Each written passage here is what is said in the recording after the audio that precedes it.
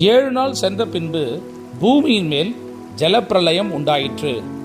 நோவாவுக்கு 600ஆம் வயதாகும் வருஷம் 2ஆம் மாதம் 17ஆம் தேதியாகிய அந்நாளிலே மகா ஆழத்தின் ஊற்று கண்கள் எல்லாம் பிளந்தன, வானத்தின் மதகுகளும் திறமுண்டன.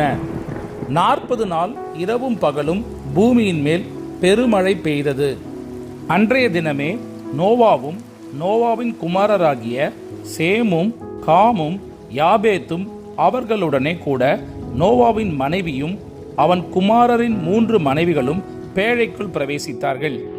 அவர்களோடு ஜாதி ஜாதியான சகலவித காட்டு மிருகங்களும் ஜாதி ஜாதியான சகலவித நாட்டு மிருகங்களும் பூமியின் மேல் ஊறுகிற ஜாதி ஜாதியான சகலவித ஊரும் பிராணிகளும் ஜாதி ஜாதியான சகலவித பறவைகளும் பலவிதமான சிறகுகள் உள்ள சகலவித